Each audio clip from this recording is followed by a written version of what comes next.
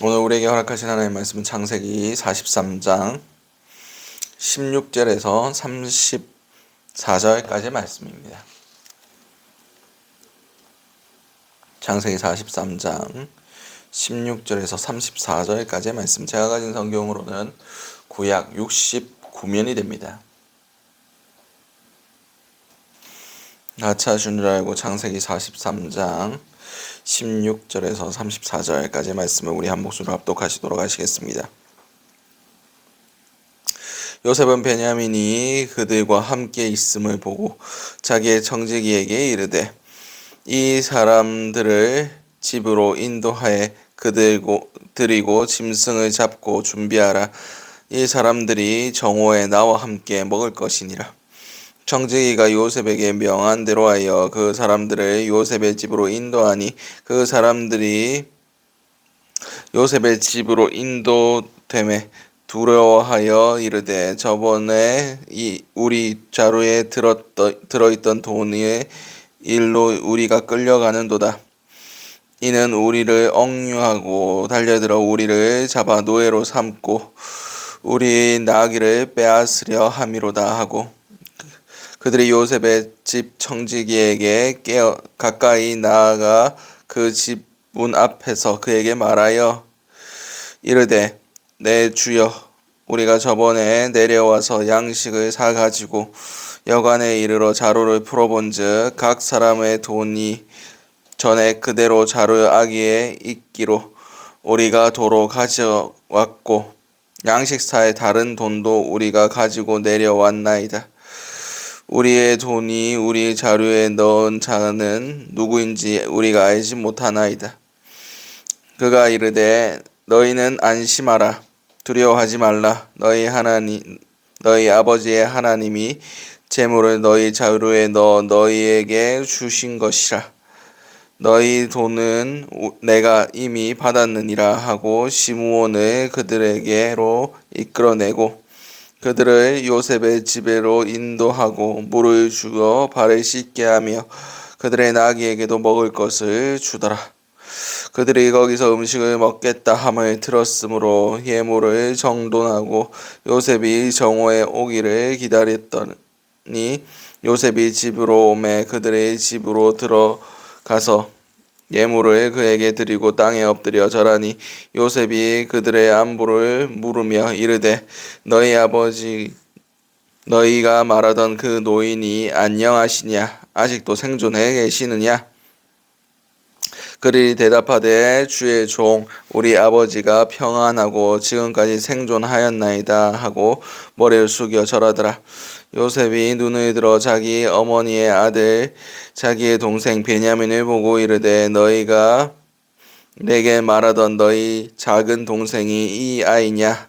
그가 또 이르되, 소자여, 하나님이 내게 은혜 베푸시기를 원하노라.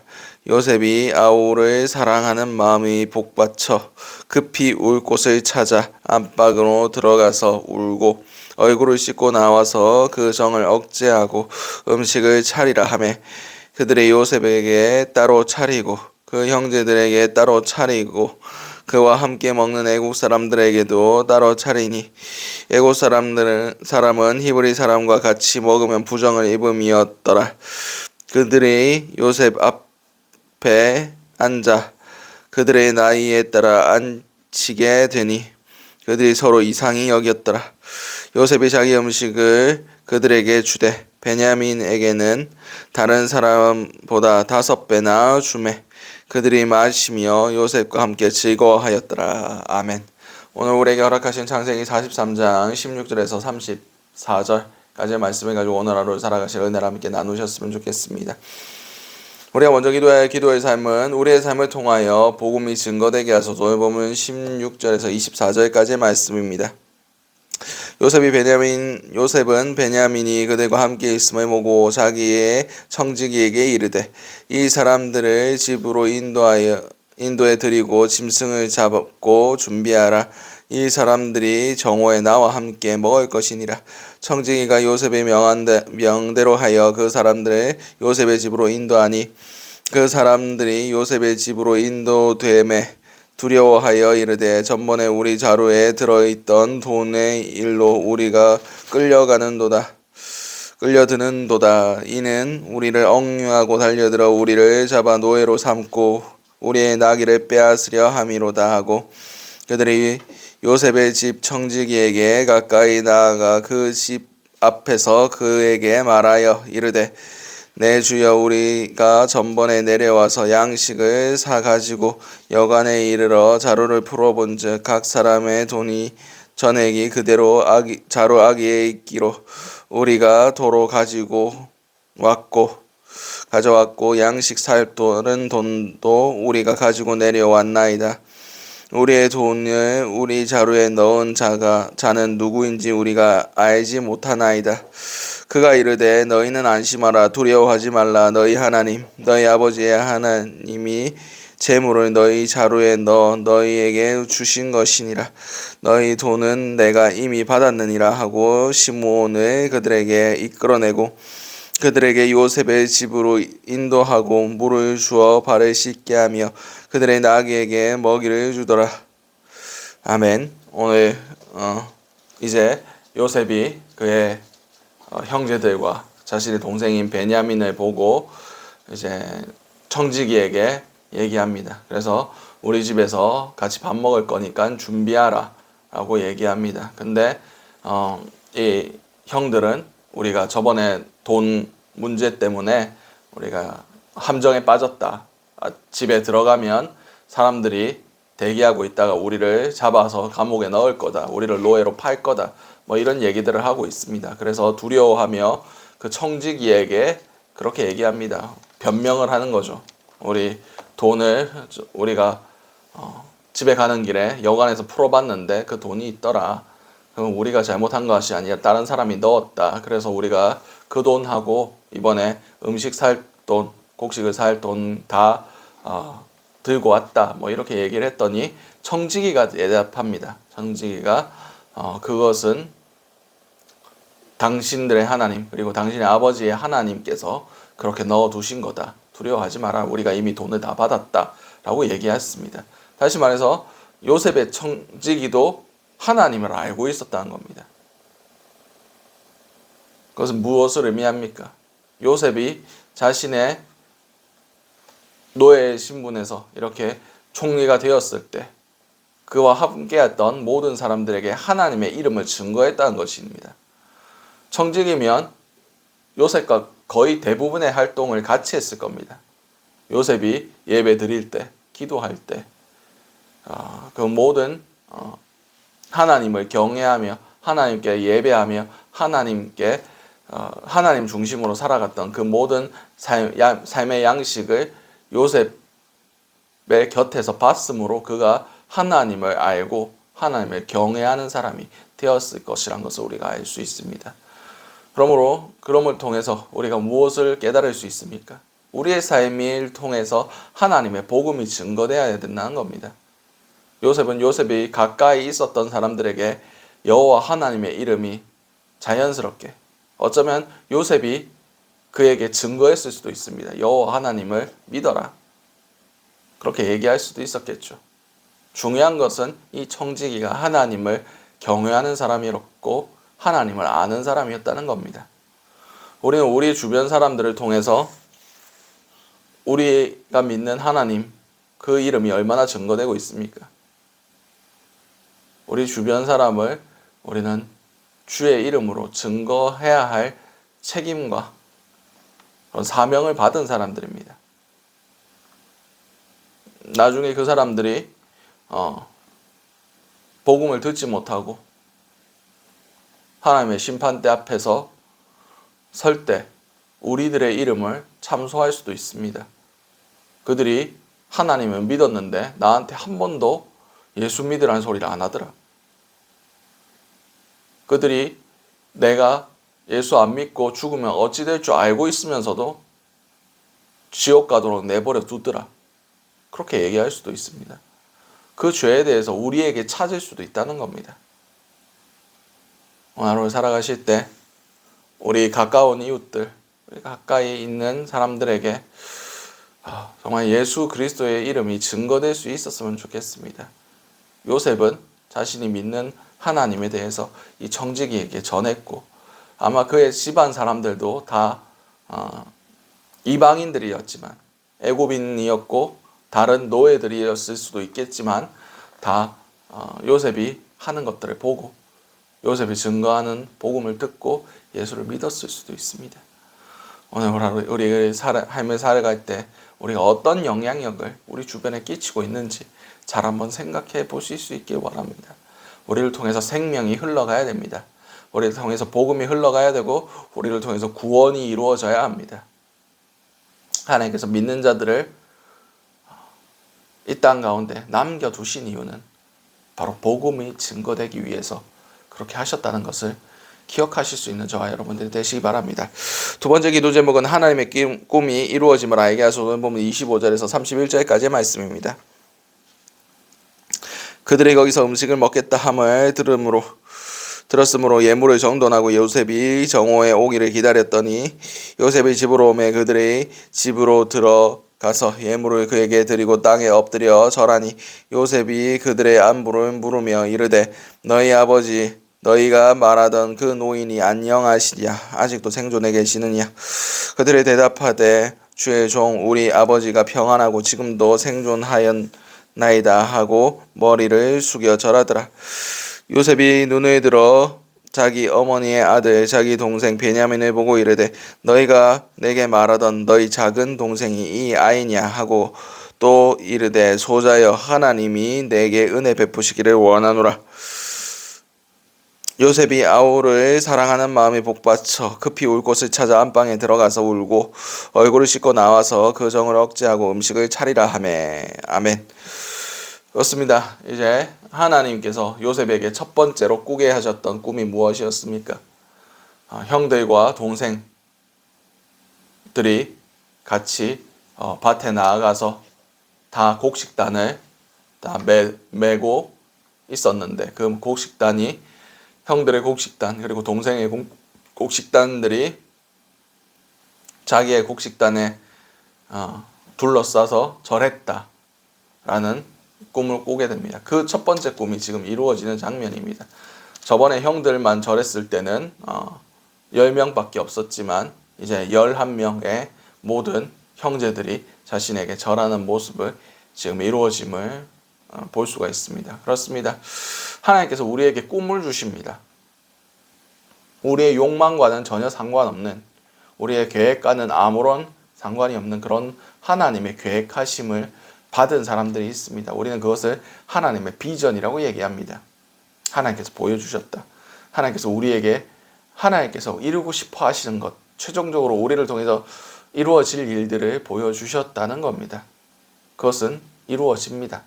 어떻게 할 때 이루어집니까? 우리가 그것을 믿고 순종하며 그것을 위하여 나아갈 때 하나님께서 이루게 하신다는 겁니다.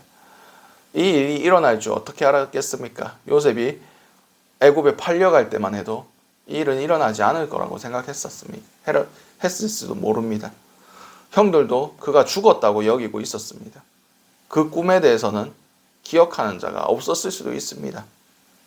그런데 하나님이 기억하셨고, 그의 아버지가 기억했고, 요셉은 기억하고 있었습니다. 그러므로 그 꿈이 이루어진 것들을 오늘 우리가 볼 수가 있습니다. 그렇습니다. 하나님께서 우리에게 주신 꿈이 있습니다. 그것이 지금 상황과 우리의 상황과 앞으로 일어날 일들에 대해서 그런 환경들이 말도 안 될 수도 있습니다. 어쩌면 그것이 허황된 꿈이라고 여겨질 수도 있습니다. 그런데 하나님의 꿈은 반드시 이루어집니다. 하나님께서 꾸게 하시고, 하나님께서 보여주시고, 하나님께서 이루기로 작정하신 것들이 있다면 우리의 삶 가운데 반드시 이루어집니다. 그것이 내 자신을 보고 우리의 상황을 볼 때 이것은 그냥 개꿈이다, 아무런 의미가 없다 라고 여기면 아무런 의미가 없는 겁니다. 그러나 그것을 마음에 품고 그것을 하나님의 뜻대로 이루기로 결단하며 순종하며 나아가는 사람들에게는 하나님이 직접 이루게 하십니다. 오늘 본문에도 그것들이 이루어지는 것을 볼 수가 있습니다. 오늘 하루 살아가실 때 혹시 아무런 소망함 없이 아무런 방향성 없이 살아가는 그런 분들이 있을지 모릅니다. 우리 삶 가운데 정말 하나님이 주시는 꿈이 있게 해달라고 기도하시고, 혹시 하나님께서 우리에게 주신 꿈들이 있다면 그것들이 이루어짐을 소망하며 그 꿈이 이루어질 날들을 우리가 준비해가며 살아갈 수 있는 그런 자들 될 수 있게 해달라고 기도하시기 바랍니다.